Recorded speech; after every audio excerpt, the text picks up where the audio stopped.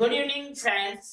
BCom sem 6 એમાં આપણે પરિવર્તનશીલ અંદાજપત્ર ભણી રહ્યા હતા. મોસ્ટ ઇમ્પોર્ટન્ટ ક્વેશ્ચન સિરીઝમાં આજે લેક્ચર નંબર છે 5. મસ્ત દાખલો છોકરાઓ, યુનિવર્સિટીમાં પૂછાય તેવો દાખલો. ધ્યાન આપજો. પાંડવ કંપની લિમિટેડ ઉત્પાદન શક્તિ 100% પ્રવૃત્તિએ કેટલા એકમો છે? 10,000 એકમો છે. વર્ષ 2019 માં ઉત્પાદનની વિગતો છોકરાઓ નીચે પ્રમાણે આપી છે. છોકરાઓ, અત્યાર સુધી આપણે જેટલા પણ દાખલા કર્યા તો આપણે હાલ કઈ ઉત્પાદન શક્તિએ કાર્ય કરી રહ્યા છીએ તેની માહિતી આપણને આપી દેતા હતા. પણ અત્યારે આપણને કઈ માહિતી આપી? 2019 ની. હવે 2019 માં આપણી કંપની એટલે કે પાંડવ કંપની લિમિટેડ કઈ ઉત્પાદન શક્તિએ કાર્ય કરે છે તે આપણને ખબર નથી. તો અહીં આપણે શું કરવું પડશે? શોધવું પડશે. પણ એ પહેલા આપણે આખો દાખલો જોઈ લઈએ એક વખત. વેચાણ આપણને આપ્યું છે 10,000 એકમો, પણ એમાં વેચાણ કિંમત રૂપિયા કેટલી આપી છે? 200. પડતર પર નફાનો દર છે 25%. પડતર પર જે કુલ પડતર આવશે એના ઉપર નફાનો દર કેટલા ટકા આપેલો છે? 25% આપ્યો છે. કારખાના પરોક્ષ ખર્ચા જે સ્થિર છે એની ટકાવારી આપણને આપી છે, રકમ મળી નથી. કેટલા? 40%. ચલિત ખર્ચા પ્રાથમિક પડતરના 20% છે. જે પણ ચલિત કારખાના ખર્ચા છે એ પ્રાથમિક પડતરના 20% છે અને ખરેખર કેટલા છે? 30% છે. અર્ધચલિત ખર્ચા કેટલા આપ્યા છે? 30% આપ્યા છે. અર્ધચલિત ખર્ચા અત્યાર સુધી આપણે જે પણ 2-3 દાખલા જોયા એમાં આપી દેતા હતા. અત્યારે આપણને કોઈ માહિતી આપી નથી. છોકરાઓ, એનો મતલબ શું થયો ખબર? આપણી પાસે પ્રાથમિક પડતરની માહિતી પણ નથી, કારખાના પડતરની પણ માહિતી નથી. મસ્ત દાખલો છે, ધ્યાન આપજો.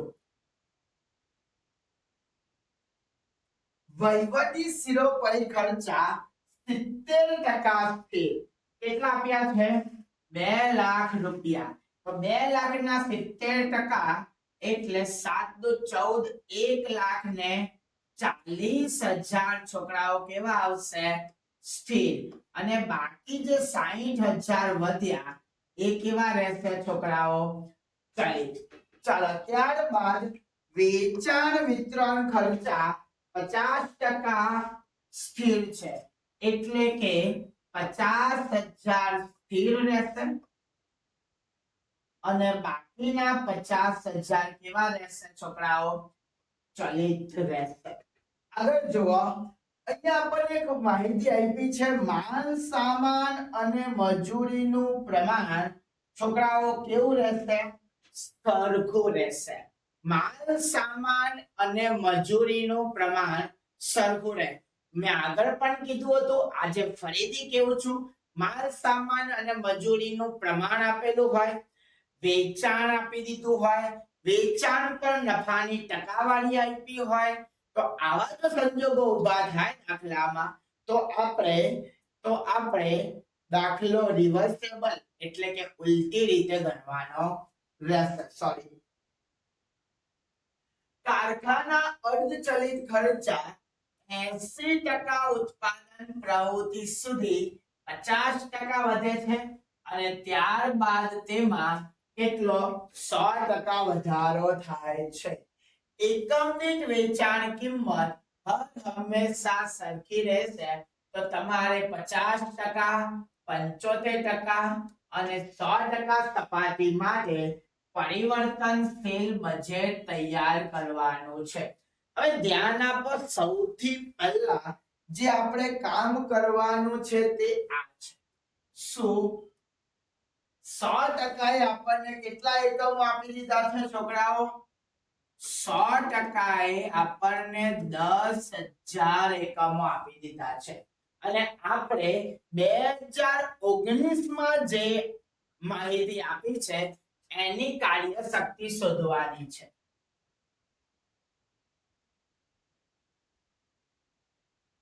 તો એની કાર્યશક્તિ શોધવા માટે આપણી પાસે વેચાણ છે 10 લાખ રૂપિયા અને એકમ દીઠ કેટલા છે 200. તો પહેલા 10 લાખ રૂપિયા વેચાણ ભાગ્યા એકમ દીઠ 2 × 10 એટલે કેટલા એકમ આવશે 5000 એકમ આવશે. તો એનો મતલબ એવો થાય કે 10,000 એકમ બનાવવા માટે ધ્યાન આપજો 10,000 એકમ બનાવવા માટે કેટલું કાર્ય કરવું પડે 100% કાર્ય કરવું પડે. તો 5,000 એકમ બનાવવા માટે કેટલું કાર્ય કરવું પડે બરાબર 10,000 એ 100% થાય તો 50% એ છોકરા કેટલું એકમ થશે 50%. એટલે ગુજરાતીમાં બોલું તો 2019 માં આપણી પાસે જે પણ માહિતી છે એ કેટલા ટકાની આપી છે 50%ની સપાટીની શક્તિ આપી છે. ચાલો આટલા સુધી ક્લિયર છે? કોઈને વાંધો ખરી? ફટાફટ મને કમેન્ટ બોક્સમાં જણાવો કોઈને વાંધો ખરી હા કે ના. Very good very good very good. ચાલો તો આ વાત થઈ 50%ની. હવે આપણે આગળ વધીએ તો આપણે હવે શોધવાના છે 50%. તો અહીંયા ધ્યાન આપો 50% બરાબર કેટલા એકમો થઈ ગયા 5,000. તો એના પરથી આપણે 75% ના શોધવાના છે અને 100% ના તો આપી જ દીધા છે 10,000. એટલે 75% એ કેટલા થશે 7500. છતાં તમારી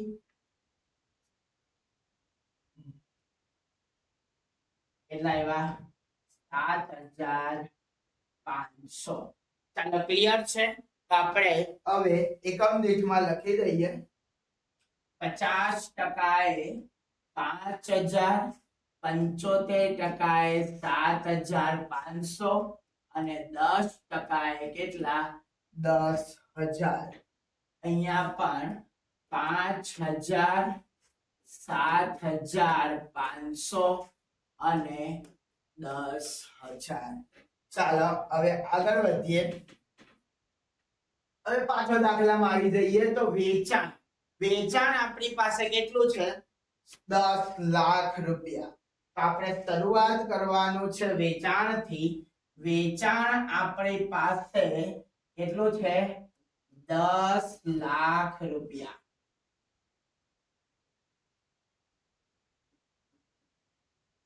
10 લાખ રૂપિયા વેચાણ છે 5,000 એકમો એટલે એકમ દીઠ કેટલા આવશે 200.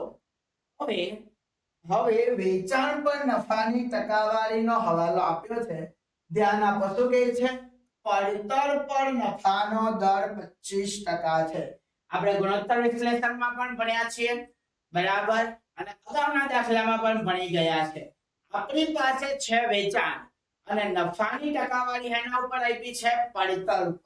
જો ફરીથી બતાવી દઉં શું કહે છે પડતર પર નફાનો દર 25% છે.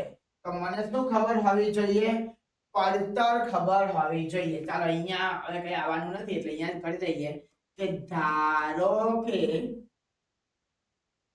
વેચાણ માન્ય પડતર અથવા કુલ પડતર.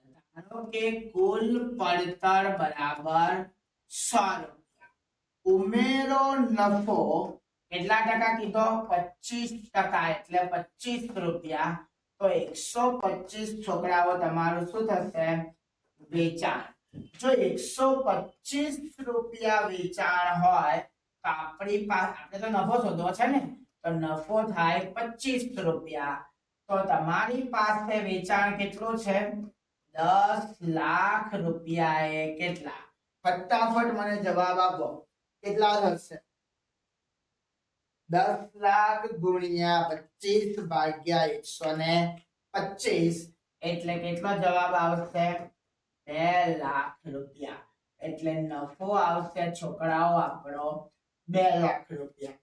ચાલો 2 લાખ ભાગ્યા 5000 એટલે કેટલા આવશે 40. એટલે હવે કુલ પડતર આપણી કેટલી થઈ ગઈ 8 લાખ. 8 લાખ ભાગ્યા 5000 એટલે 160. ચાલો આટલું ક્લિયર છે? કોઈને વાંધો છે કે ના? Very good, very good. ચાલો આગળ જોઈએ.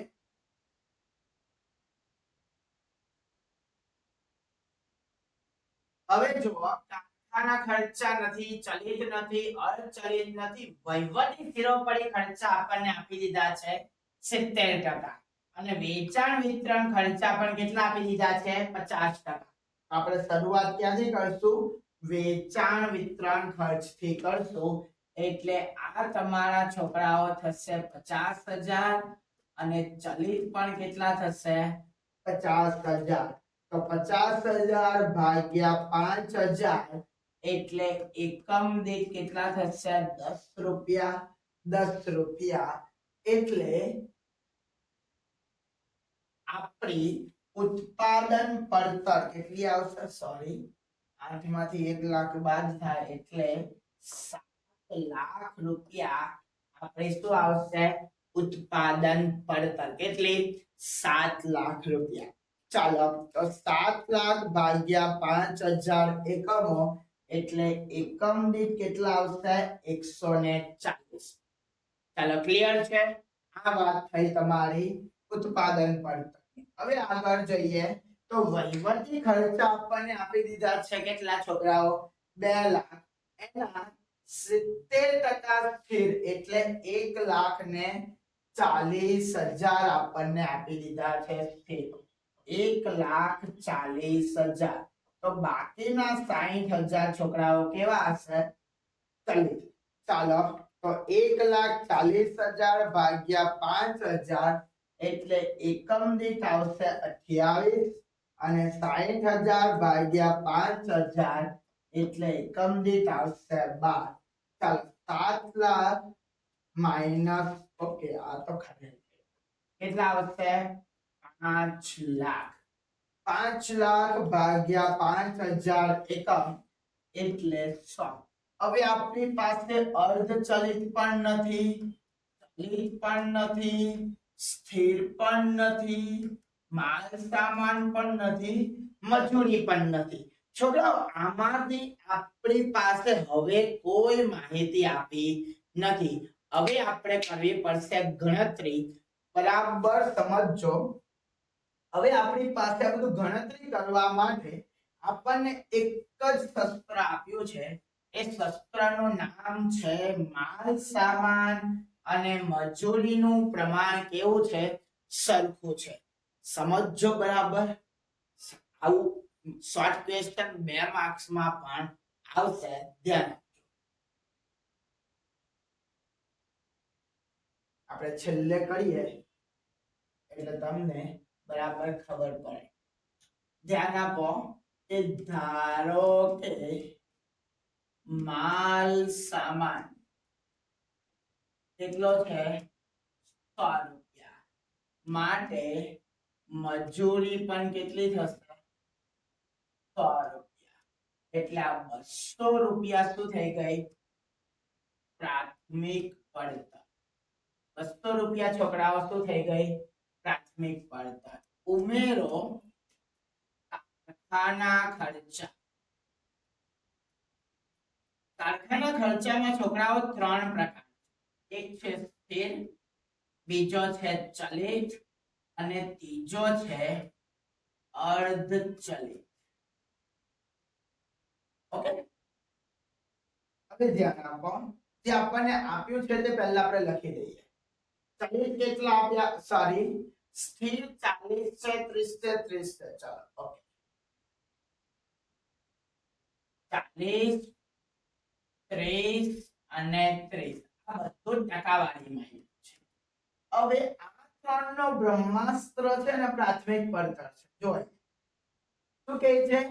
ચલિત ખર્ચા પ્રાથમિક પડતરના 20% છે. હવે પ્રાથમિક પડતર કેટલી હતી 200. 200 ના 20% એટલે કેટલા થાય 40. 200 ના 20% એટલે કેટલા થાય 40. તો અહીંયા સીધી રાશિ મળી જાય કે 40 એ 30. તો 30 એ કેટલા? ચાલો તમને અત્યારે અહીંયા નહીં સમજ પડે, હું તમને પાછી ગણતરીમાં લઈ જાઉં. ચલિત જે આપ્યા છે એ શું કીધું છે પ્રાથમિક પડતરના 20% છે. હવે આપણી પાસે પ્રાથમિક પડતર છોકરાઓ કેટલી છે 200%. 200 ના 20% એટલે 40 રૂપિયા તમારા શું થઈ ગયા ચલિત થઈ ગયા. અને એ ઓલરેડી કેટલા આપ્યા છે 30. તો 30% બરાબર 40 રૂપિયા થાય હા કે ના? 30% બરાબર 40 રૂપિયા થાય કે ન થાય? ફટાફટ મને કમેન્ટ બોક્સમાં જણાવો કે 30% બરાબર 40 રૂપિયા થાય હા કે ના? Yes, very good, very good, very. તો 30% બરાબર 40 રૂપિયા. તો આપણે પહેલા અહીંયા તો મૂકી દીધા 40 રૂપિયા. 40% એટલે કેટલા થાય? સિમ્પલ ગણિત છે. 40 ગુણ્યા 40 ભાગ્યા 30 એટલે આ 40% એટલે કેટલા થશે 53.33. હવે તો 30% છે તો આ 30% એટલે 40 હોય તો આ પણ કેટલા હોય 40 હોય. ચાલો હવે સીધા આવી જાઓ કરવા 200 પ્લસ 53.33 પ્લસ 40 એટલે આ આવશે 333.33. ઓકે, ચાલો હવે આપણે લખવાની વાત કરીએ. સૌથી પહેલા શોધીએ માલ સામાન. માલ સામાન હવે આ 333.33 છે ને છોકરાઓ, એ આપણને શું આપી દીધું છે ખબર? ખાના પર. અને તમારી પાસે છોકરાઓ કારખાના પડતર કેટલી છે? અરે 5 લાખ રૂપિયા. કારખાના પડતર કેટલી છે 5 લાખ. અહીંયા લખી દો. તો અહીંયા આપણે સમજી લો કે માલ સામાન શોધવો છે. આપણે શું કરશું? અમારે છે ને પાછું વિડિયોમાં બરાબર દેખાશે. 33.33% છે એ ખરેખર કેટલા છે 5 લાખ બરાબર. તો આપણી પાસે જે હોય ત્યાંથી શરૂઆત કરવાની. 33.33% એ આપણને કેટલા આપી દીધા છે 5 લાખ.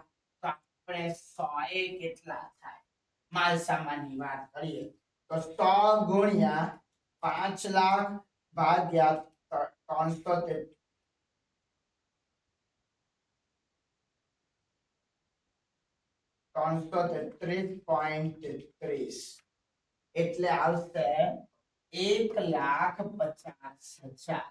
કેટલા આવશે છોકરાઓ 1,50,000. તો માલ સામાન આવી ગયો 1,50,000 એટલે મજૂરી પણ કેટલી આવશે 1,50,000. એટલે પ્રાથમિક પડતર કેટલું આવશે 3 લાખ. હવે હું સાઈડમાં ગણતરી કરી શકું, કઈ કરવું નહીં સર, જેમ છે ત્યાં જ કરો. ઓકે, તો સ્થિર ની વાત કરીએ તો હવે આવશે સ્થિર કારખાના ખર્ચ. સ્થિર કારખાના ખર્ચ નો કેટલો છે 53.33.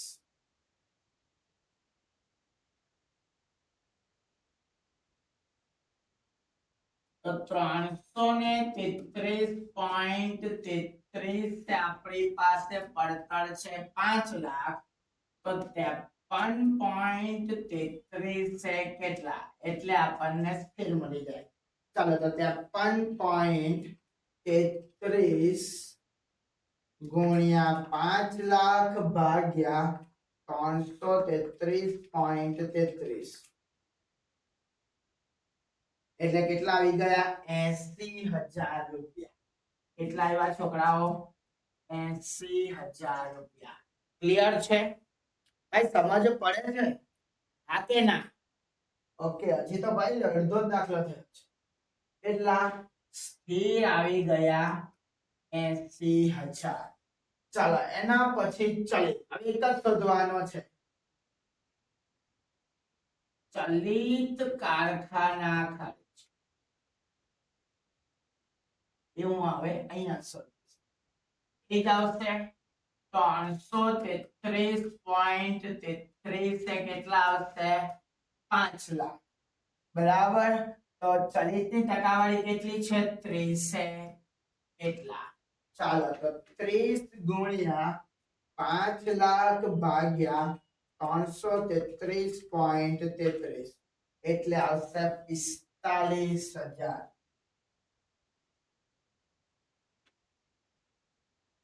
આ કેટલા આવી ગયા 45,000. હવે ધ્યાન આપો છોકરાઓ, 45,000 હોય તો આ 40 પણ કેટલા હશે 45,000. આપણું કામ પૂરું થયું. ફટાફટ એકમ દીઠ શોધી નાખીએ. 1,50,000 ભાગ્યા 5,000 એટલે આ પણ 30, 30 ને 30 60. ઓકે, 80,000 ભાગ્યા 5,000 એટલે આવશે 16,000. 45,000 ભાગ્યા 5,000 એટલે આવશે 9. આ પણ આવશે 9. ઓકે, ચાલો કેટલા 50% નું કામ અહીંયા પૂરું થયું છે. ઓકે, ચાલો હવે તો તમારે ફટાફટ રકમ જ ભરવાની છે. ચલિત હંમેશા કેવા હોય સરખા. કયા સરખા હોય એકમ દીઠ સરખા હોય. તો 30 ગુણ્યા 7,500 તો 2,25,000.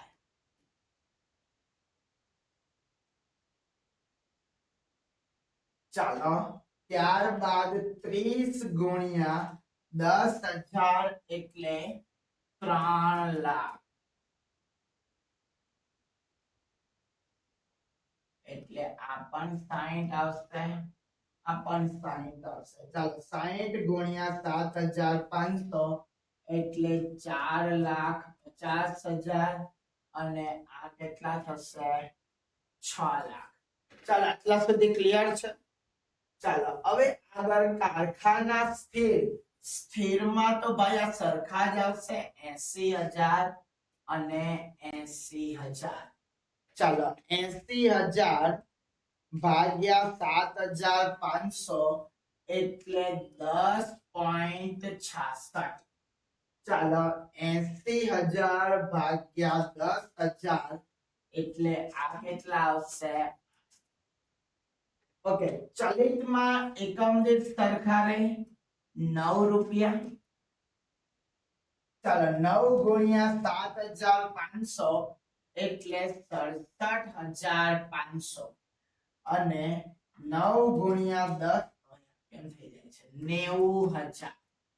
હવે વાત થઈ અર્ધ ચલિતની. આમાં હવાલો છે, ધ્યાન આપો. શું કહે છે હવાલો? કારખાના અર્ધ ચલિત ખર્ચા 80% પ્રવૃત્તિ સુધી 50% વધે છે. 80% જ્યાં સુધી ન થાય ત્યાં સુધી 50% વધે છે. તો 45,000 ના 50% એટલે 22,500. એ ટોટલ કેટલો વધારો થશે 67,500. જેને ખબર ન પડી ત્યાં ધ્યાન આપો. આપણી પાસે હાલ અર્ધ ચલિત ખર્ચા 45,000 છે. જ્યાં સુધી 80% ની સપાટીએ ન પહોંચે ત્યાં સુધી દર સપાટીએ કેટલા 50% વધારો થાય છે. તો 45,000 પ્લસ 50% એટલે 22,500. બંનેનો ઉમેરો કરો એટલે કેટલા થશે 67,500 ભાગ્યા 7,500 એટલે આ કેટલા આવશે 9. ચાલો અને ત્યારબાદ 100% વધે છે. 45 ને 45 કેટલા થશે 90,000 એટલે આ જોઈ લો અર્ધચલિત ખર્ચા એકમ દીઠ કેવા રહી ગયા સરખા. ચાલો હવે વાત કરીએ સરવાળાની. તો 4,50,000 પ્લસ 80,000 67,500 ફરીથી 67,500 એટલે 6,65,000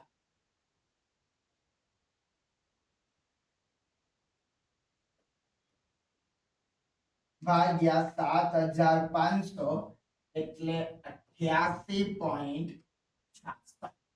ચાલો આગળ જઈએ.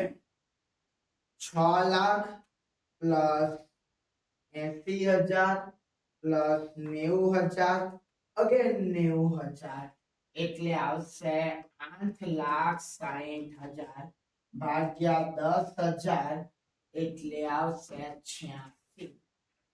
ચાલો હવે વાત કરીએ વહીવટી ખર્ચાની. ફટાફટ હવે લેક્ચર પૂરો કરીએ.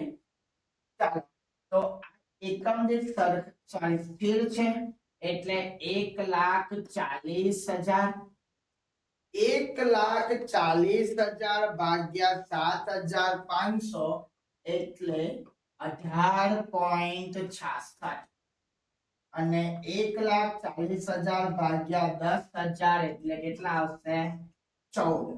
હવે આ એકમ દીઠ સરખા રહેશે, ચલિત છે એટલે 12. ચાલો 12 ગુણ્યા 7,500 એટલે 90,000 અને 12 ગુણ્યા 10,000 એટલે 1,20,000. ચાલો સરવાળો કરીએ એટલે ઉત્પાદન પડતર 6,65,000 પ્લસ 1,40,000 90,000 એટલે 8,95,000 ભાગ્યા 7,500 એટલે 119.33. છોકરાઓ સ્પીડ એટલે લીધી છે કે આવે ઘસાઈ ગયું. એકના એક વસ્તુ વારંવાર આવે છે, સ્થિર ચલિત બરાબર. એટલે તમને ને મને બંનેને બહુ સારું ફાવી ગયું છે. ફટાફટ આપણે પૂરું કરીએ. ચાલો 8,60,000 પ્લસ 1,40,000 1,20,000 એટલે ફરીથી કરીએ. પેલો તો થયો 1,40,000 અને 1,20,000 11,20,000 ભાગ્યા એકમ છે 10 એટલે આવશે 112. ઓકે ચાલો હવે પાછા અહીંયા આવશે 50,000 સ્થિર છે, અહીંયા પણ 50,000. ચાલો 50,000 ભાગ્યા 7,500 એટલે 6.66 અને 50,000 ભાગ્યા 10,000 એટલે કેટલા આવશે સોરી. ચાલો હવે આ એકમ દીઠ કેવા છે સરખા 10 રૂપિયા એટલે 10 ગુણ્યા 7500 એટલે 75,000 અને 10 ગુણ્યા 5,000 અરે મેં હું કર્યું